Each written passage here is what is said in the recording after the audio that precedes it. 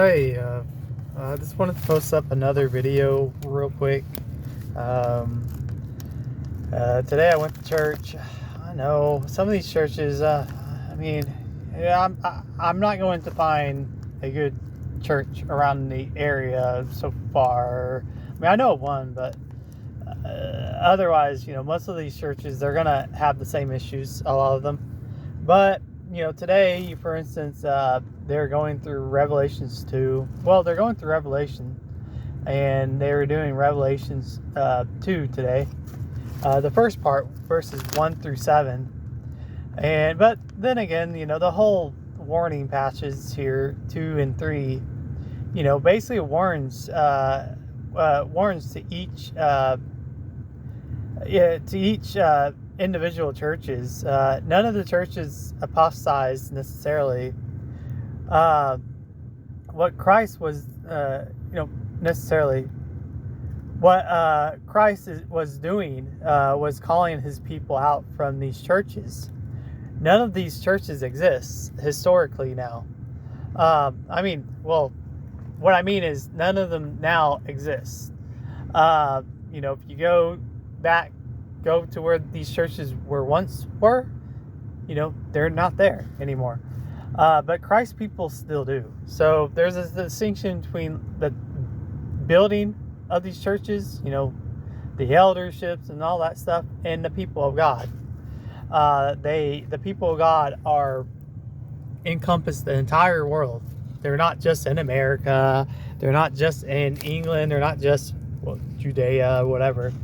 But the warning is to not get complacent. This is a distinction between the city of God and the city of man. The kingdom of God is a kingdom of God's elect, bought by the blood of Christ.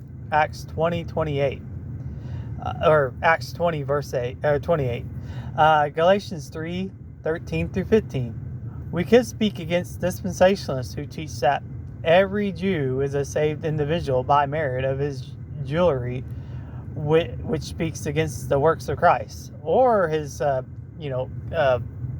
circumcision, which Paul obviously disagreed with. Or we could also say it speaks against those who believe that they had Abraham as their father, John 8, or the covenant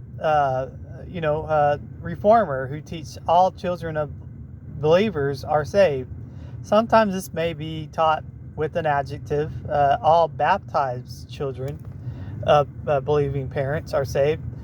The gospel, however, declares something different. It teaches that only those whom Christ died are saved.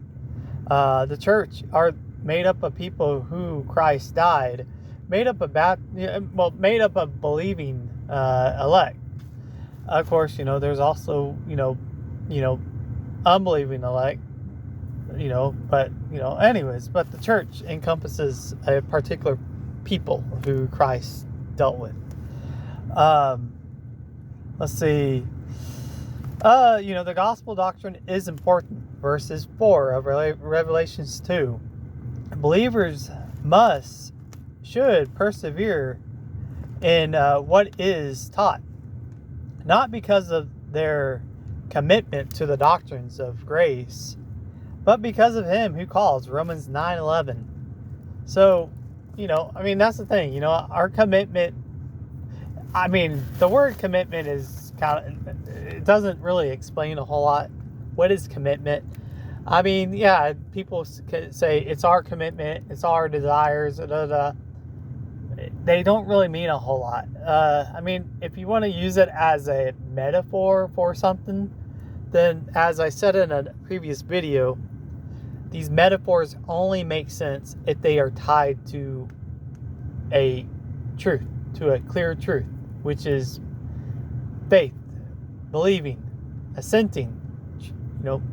What is trusting? Trusting is nothing more than just assenting to the doctrines of Christ, to the doctrines of the gospel, to the gospel doctrine. So, I just want to leave that video up. Whether or not, I don't know, but hope this helps. Bye.